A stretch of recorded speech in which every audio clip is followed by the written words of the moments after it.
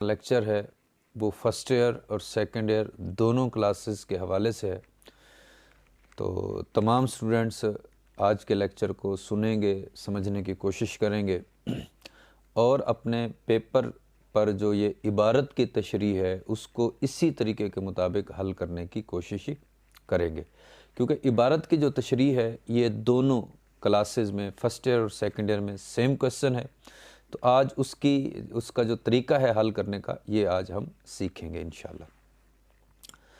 تو سب سے پہلے جو چیز ہے ہمارے پاس وہ یہ ہے کہ ہمارا جو یہ سوال ہوتا ہے پیپر میں، یہ سوال نمبر 3 ہوتا ہے، ٹھیک ہے جی۔ سوال نمبر 3 کے 2 حصے ہمارے پیپر میں دیے ہوئے ہوتے ہیں، تو وہ جو 2 حصے ہیں الف اور بے ان میں لکھا ہوا ہوتا ہے، تو الف اور بے میں سے ہم نے کسی ایک حصے کا انتخاب کرنا ہے۔ مختلف طریقے اس کے مختلف جگہوں پر بتائے گئے ہیں، تو میں نے اپنے مطابق جو مجھے سب سے زیادہ آسان اور ایزی طریقہ لگا ہے وہ میں آپ لوگوں کو جو ہے بتا رہا ہوں۔ تو ہم نے سب سے پہلے جو ہے سوال نمبر 3 الف لکھنا ہے، مطلب جو عبارت آپ کریں گے، آپ بے کرنا چاہتے ہیں یا الف کرنا چاہتے ہیں وہ آپ اس کا انتخاب کر لیں گے۔ تو اس کے بعد ہم نے بالکل سائیڈ پہ یہ جو میں نے نیلے سے لکھا ہے یہ آپ مارکر سے لکھیں گے، اور جو بلیک سے لکھا ہوا یہ پین سے لکھیں گے۔ حوالہ متن ہم نے لکھنا ہے، تو حوالہ متن لکھنے کے بھی 2-3 طریقے ہیں، تو مجھے جو میرے مطابق جو آسان ہے میں نے وہ آپ لوگوں کے ساتھ میں شیئر کر رہا ہوں۔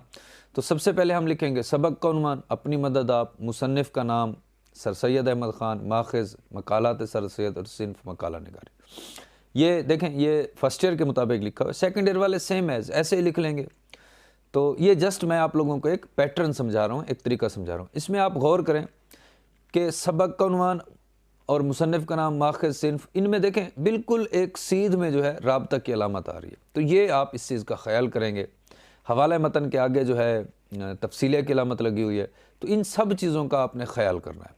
مارکر سے لکھنا ہے، کہاں لکھنا ہے، تو یہ جتنا آپ کا پیپر خوبصورت ہوگا نا، جتنا آپ کا پیپر اچھا ہوگا اتنا اس کا ممتحن کے اوپر اچھا اثر پڑے گا۔ تو برائے مہربانی اپنے پیپر کو نیٹ اینڈ کلین کرنا ہے۔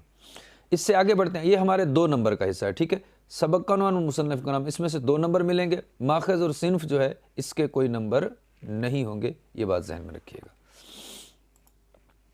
اس کے بعد آگے چلتے ہیں، سب سے پہلے اوپر ریڈ لائن ہے، اس کو ذرا دیکھ لیں کہ عبارت جو ہمیں دی گئی ہے تشریح کرنے کے لیے وہ سبق کی پہلی یا آخری کے علاوہ کوئی اور عبارت ہو تو سیاق و سباق درج ذیل طریقے کے مطابق ہوگا، یعنی عبارت پہلی نہیں ہے اور آخری نہیں ہے، تو پھر جب ہم سیاق و سباق لکھیں گے تو اس طرح لکھیں گے۔ اس کے بھی مختلف طریقے مختلف کتابوں میں بتائے گئے ہیں، لیکن میں نے اس کو سادہ طریقے سے بیان کرنے کی کوشش کی ہے۔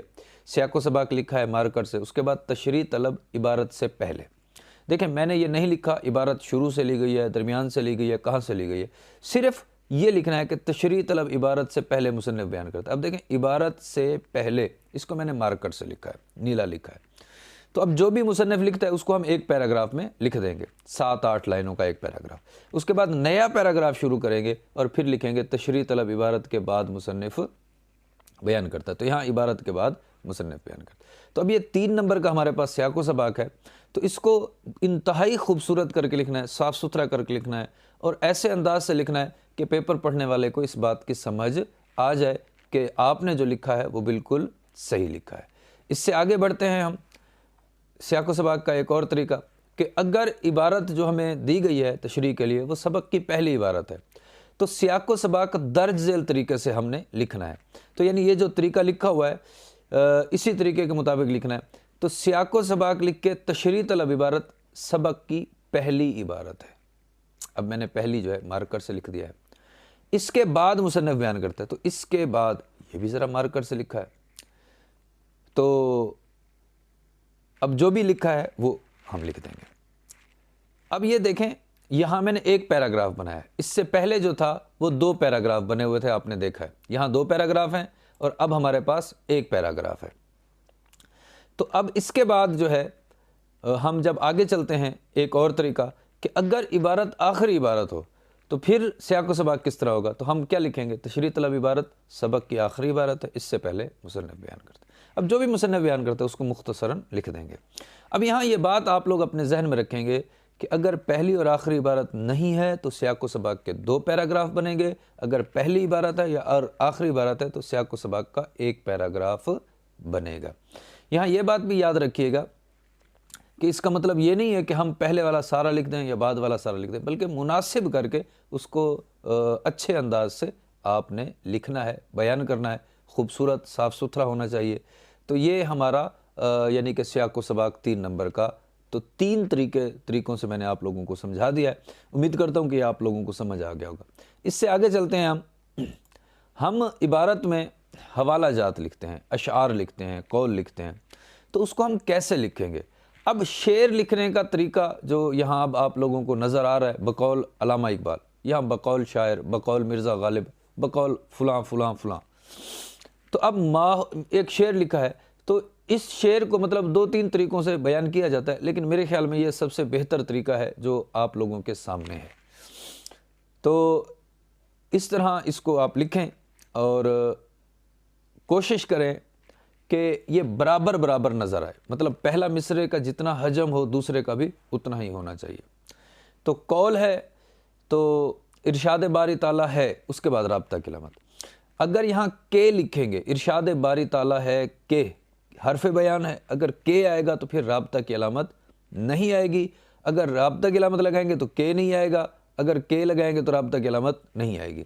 تو اب جو بھی ہے اس کو اکٹھا کر کے ہم نے لکھ دینا ہے، سینٹرلائز کرنا ہے اس کو۔ 1 لائن ہے، 2 لائنیں، کوشش کریں کہ وہ بالکل ایک سیکوینس میں رہے۔ تو یہ ہمارا ہے عبارت کی تشریح کرنے کا طریقہ۔ انشاءاللہ نیکسٹ جو لیکچر ہمارا ہوگا اس میں ہم اشعار کی تشریح کا طریقہ سیکھیں گے، اور یہ جو حوالہ جات ہیں یہ تو اسی طرح ہی رہیں گے جیسے یہ ہیں، یہ ذہن میں رکھیے گا۔ تو برائے مہربانی اپنے پیپر کو صاف ستھرا کیا کریں،